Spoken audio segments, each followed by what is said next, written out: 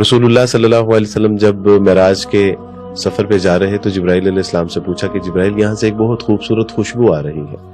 تو فرمایا کہ یہ مشاطہ کی قبر سے ہے۔ تو کہا کہ یہ مشاطہ کون ہے؟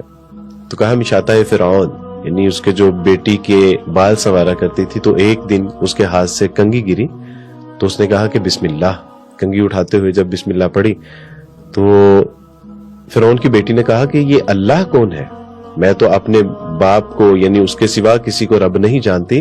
تو یہ کون ہے اللہ کے جس کے نام سے تم کام کا آغاز کرتی ہو اور چیزوں کو اٹھاتی ہو؟ تو کہا کہ یہ اللہ وہی اللہ ہے کہ جو میرا بھی رب ہے اور تمہارے باپ کا بھی رب ہے، ہم سب کا رب ہے، خالق کائنات مالک کائنات ہے۔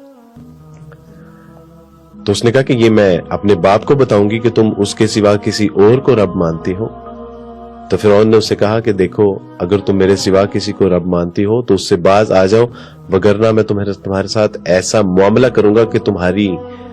روح تک کانپ جائے گی۔ اس نے کہا کہ میں ہر ظلم آپ کا سہنے کے لیے تیار ہوں، لیکن اپنے اللہ کے ساتھ بغاوت نہیں کر سکتی۔ تو فرعون نے حکم دیا کہ ایک تیل کا کڑھا لیا جائے اور اس میں اس کو ابالا جائے۔ جب یہ آگ کی طرح ابلنا شروع ہو گیا تو مشاطہ کے بچے کو لیا اور کہا کہ مشاطہ اب بھی اگر ایمان سے باز نہیں آتی تو اس بچے کو اس جلتے ہوئے سڑتے ہوئے تیل کے اندر ڈال دیا جائے گا،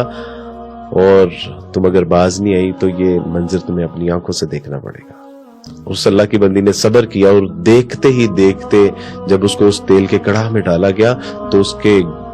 کی ہڈیوں سے اس کا گوشت اس کے دیکھتے دیکھتے جو ہے وہ الگ ہو گیا۔ اسی طرح اس کے دوسرے بچے کے، اسی طرح جو ایک بچہ اس کے سینے سے دودھ جو ہے وہ پی رہا تھا، اس کو جب اس کے سپاہیوں نے کھینچا تو مشاطہ کی آنکھوں کے آگے اندھیرا آ گیا اور وہ گری،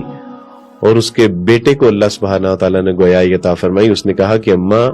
یہ آگ تو حشر کی آگ سے کہیں زیادہ ٹھنڈی ہے، آپ اللہ کے اوپر کبھی کوئی کمپرومائز نہ کیجئے گا، آپ بلا جھجک اور بے خوف جو ہے وہ آگ میں کود پڑیے، اللہ سبحانہ وتعالیٰ نے چاہا تو حشر والے دن ہم اکٹھے کر دیے جائیں گے۔ تو مشاطہ نے مرنے سے پہلے ایک نصیحت کی تھی، اور وہ نصیحت یہ تھی کہ ہم سب کی ہڈیوں کو جمع کر کے ایک قبر میں دفنایا جائے، اور آج اسی قبر سے رسول اللہ صلی اللہ علیہ وسلم کو خوشبو آ رہی تھی۔ تو یہ یعنی اس سے کہیں زیادہ سخت اور اس سے کہیں زیادہ دل دہلا دینے والے واقعات جو ہے وہ تو ہمارے لیے ایمان کے تقویت کا جو ہے وہ ایک ذریعہ ہے۔ سب سے زیادہ